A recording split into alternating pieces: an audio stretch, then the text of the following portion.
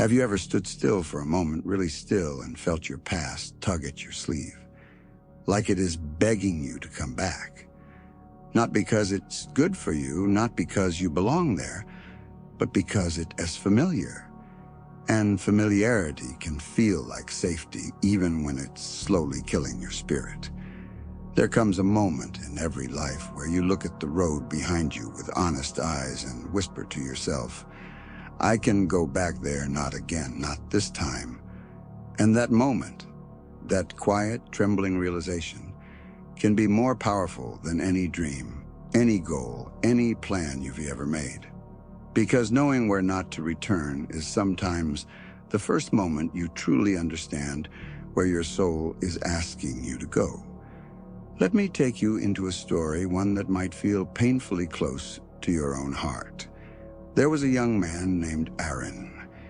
He grew up in a town that didn't believe in dreams, a place where people abandoned their passions in exchange for predictability.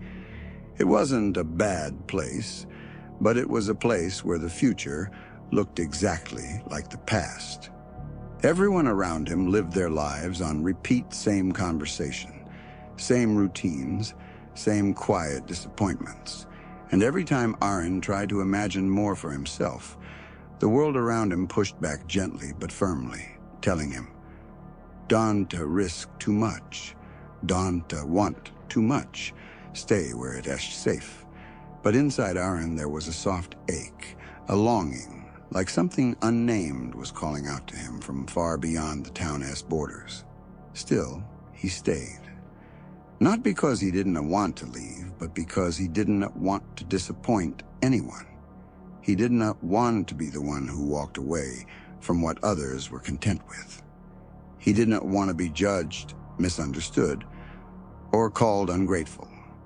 So he silenced the calling inside him. He dimmed his own light so the world wouldn't question it. For years, he folded himself small enough to fit inside the life he didn't want. Until one evening, after a long day that felt like all the days before it, he walked up a hill overlooking the entire town. The sun was melting into the horizon, the sky glowing with colors he had never bothered to appreciate before. He looked at the place he had known all his life, every corner, every street, every memory, and a painful realization washed over him with heartbreaking clarity. If I stay here, I will spend the rest of my life wondering who I could have been. The truth ate at him, but still, he didn't move. Because fear is a powerful storyteller. It told him, you don't have a plan. You don't know what is out there. You're not ready. And so, like many of us, he stayed frozen between the life he knew and the life he longed for. But life has a way of sending messages when we refuse to hear them. And Aaron's message arrived on an ordinary day, in an ordinary cafe. During an ordinary moment, proof that life-changing truths don't always come wrapped in fireworks. He overheard two older men talking. One of them, with a voice heavy from unspoken regret, said, I wanted to leave this place when I was young, but I kept going back. And now I know this for certain. I went back to a life I had already outgrown, and I stayed there far too long. Those words shattered something inside Aaron. They didn't inspire him, they exposed him. They exposed the truth he had been avoiding. He wasn't staying because it was right. He was staying because he was afraid to admit he didn't belong there anymore. He walked outside in a daze, heart pounding in his chest, and stared at the road leading out of town. For the first time, he wasn't thinking about the unknown ahead. He was thinking about the life behind him, and he realized something unshakable. He didn't know exactly where he wanted to go, but he knew exactly where he could never return. Not because the town was bad, but because he had outgrown the version of himself that lived there. And sometimes, outgrowing a place hurts even more than leaving it. He packed a small bag not out of confidence, but out of necessity. He didn't know what he was reaching for. He only knew what he was letting go of. He took the first step, not because he felt brave, but because staying had become too painful. He walked away from the familiar, the routines, the expectations, the comfort, the people who loved him but didn't understand him.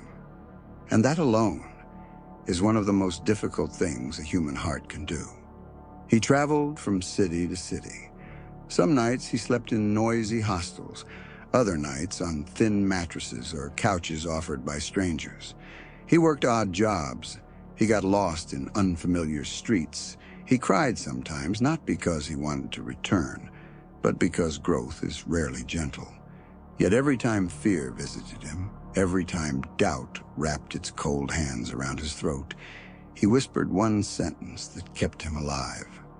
"I am not going back." Those words became his anchor when everything else felt uncertain. Not going back became his compass when no map could guide him. He learned that sometimes direction isn't T about knowing your destination. It's S about refusing to repeat the pain you crawled out of. He realized something deeply human.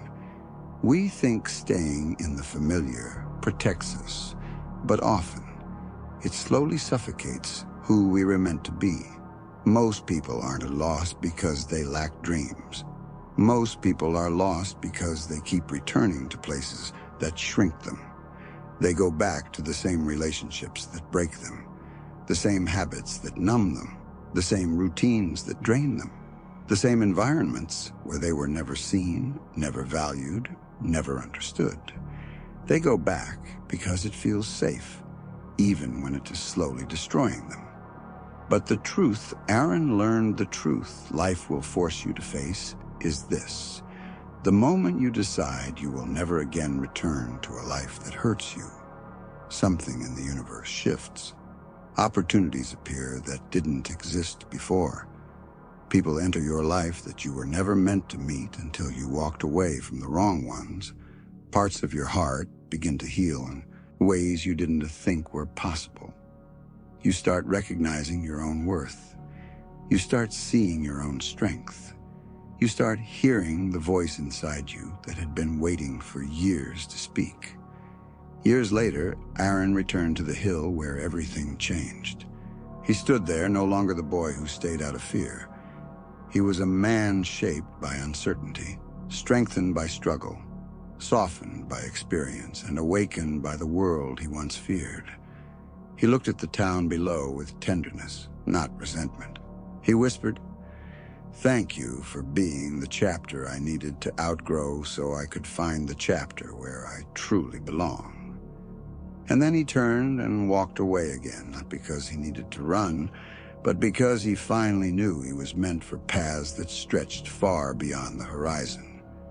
Now let me talk to you, not the version of you that hides behind strength, but the real you, the you who feels tired sometimes, the you who feels stuck between who you were and who you want to become, the you who keeps returning to places that no longer feel like home because you are afraid of the emptiness that comes with leaving. You already know the parts of your life you cannot return to. You know the people you've outgrown. You know the habits that keep breaking your heart. You know the versions of yourself you can't be anymore. Your soul has been whispering the truth, and you've been pretending not to hear it. But hear it now. You are allowed to outgrow everything that no longer fits you. You are allowed to choose yourself even if others don't understand. You are allowed to walk away even if your voice trembles. You are allowed to never go back. And that choice, the choice to not return, is sometimes the most powerful direction you will ever take. Your future is quietly waiting for you on the other side of your courage. Your real life begins the moment you stop apologizing for growing. You are not lost. You are not broken. You are standing at the doorway to your next chapter. And all it asks of you, the only thing it asks, is this. Do not go back to a life your heart has already outgrown. Your new life begins the moment you stop returning to your old one. And today, if you choose, it can be the beginning of that new life.